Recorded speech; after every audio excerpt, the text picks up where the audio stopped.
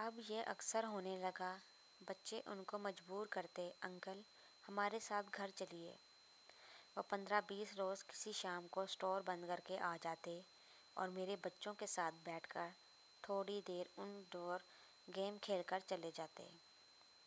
2-4 بار میں نے کھانا بھی بنایا۔ وہ میرے بچوں کے ساتھ رات کا کھانا کھا کر گئے، لیکن میں نے ان کے ساتھ بیٹھ کر کھانا نہ کھایا اور نہ وہاں بیٹھی جہاں انہیں بٹھایا تھا۔ ایک روز انہوں نے فون کر کے شکوہ کیا کہ میں آپ کے گھر آتا ہوں اور آپ اس کمرے میں نہیں آتی۔ کیا گھر آئے مہمان کے ساتھ ایسا رویہ صحیح ہے؟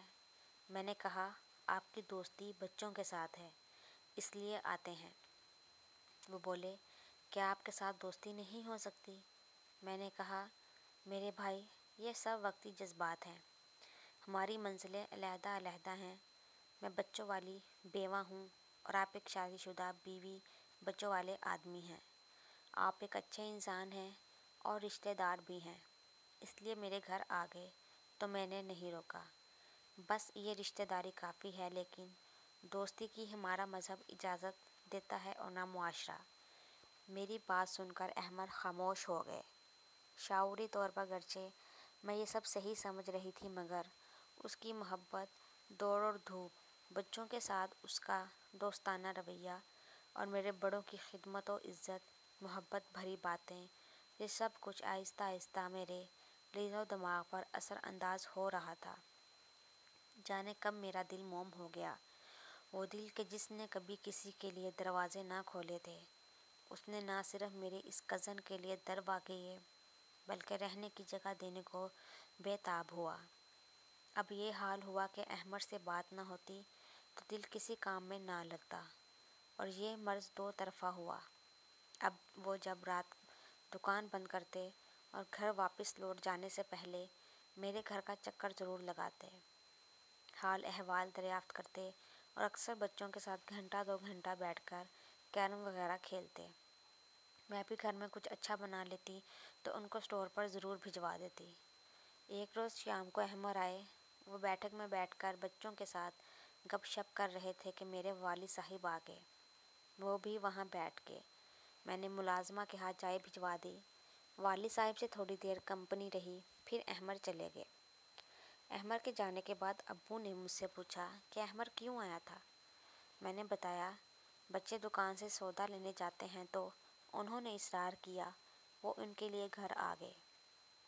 دیکھو بیٹی، تمہارا شوہر فوت ہو گیا ہے اور تم اکیلی رہتی ہو، کچھ منگوانا ہو تو مجھے کہا کرو۔ احمد یہاں نہ آئے، یہ اچھی بات نہیں ہے۔ میں نے جی ابو کہہ کر سر جھکا لیا۔ کچھ دنوں بعد امی اور بہنیں آئیں، تب بھی احمد شام کو آئے تو انہوں نے بھی محسوس کیا کہ کچھ غلط ضرور ہے۔ پھر وہ جلد جلد آنے لگے۔ یوں لگتا تھا کہ وہ خفیہ طور پر میری نگرانی کر رہی ہیں۔ ایک دن چھوٹی بہن نے سوال کر دیا، باجی یہ کزن آپ کے گھر کیوں آتے ہیں؟ میں نے سوچا کہ پہلے ابو اور اب بہن نے برا منایا ہے، اس لیے اب احمد کو منع کر دوں گی کہ نہ آیا کرے، لیکن جب وہ آئے تو میں منع نہ کر سوچا میں اب بچی تو نہیں ہوں، سمجھدار ہوں اور عمر بھی پختہ ہو گئی ہے۔ یہ کزن رشتہ دار ہیں، قریب دکان ہے، میرا حال احوال معلوم کرنے آ جاتے ہیں، کہیں میرے ساتھ کچھ غلط نہ ہو جائے۔ خیر انہوں نے بھی غالباً میری ذہنی کشمکش کو سمجھ لیا۔ وہ کچھ روز نہیں آئے تو ان کی غیر حاضری کو میں نے محسوس کر لیا۔ بار بار نگاہیں شام کے بعد گھڑی پر جاتی تھیں۔ بچے الگ کہتے تھے انکل نہیں آئے، انکل کیوں نہیں آتے؟ آخر بڑا بیٹا از خود اسٹور پر گیا اور پوچھا انکل آپ کیوں نہیں آتے؟ ہم بہت بور ہوتے ہیں۔ یوں چند دن کی غیر حاضری کے بعد وہ آئے تو بے اختیار میں نے پوچھا اتنے دن آپ کہاں غائب رہے؟ میرے ان الفاظ نے میرے دل کا حال کھول دیا، بلکہ جلدی پر تیل کا کام کیا۔ آج میں بھی ان کے ساتھ اسی کمرے میں بیٹھ گئی، حالانکہ پہلے صرف بچے بیٹھتے تھے۔ وہ بیوی کی شکایت کرنے لگے۔ کہا جی نہیں چاہتا کہ اس بھوڑ عورت کی طرف جاؤں جو گھر کو صاف نہیں رکھتی۔ ادھر تم خود صاف ستھری ہو، گھر اور بچے بھی صاف ستھرے رکھتی ہو، تو تمہارے قدم گھر رکھتے ہی سکون کا احساس ہوتا ہے۔ واقعی جس گھر میں سلیقہ مند عورت ہو وہ جنت سے کم نہیں۔ تمہارا گھر پھولوں سے بھرا اور خوشبو سے مہک رہا ہوتا ہے، اور سب سے بڑی خوشبو کی مہک تو گھر میں اس کی مالکہ کی ہوتی ہے۔ احمد نے بچوں سے دوستی کر رکھی تھی، وہ آتے تو بچے خوش ہوتے، خوشی سے شور مچا کر ان کو ویلکم کرتے۔ بچوں کو احمد کے آنے کا شدت سے انتظار رہتا تھا۔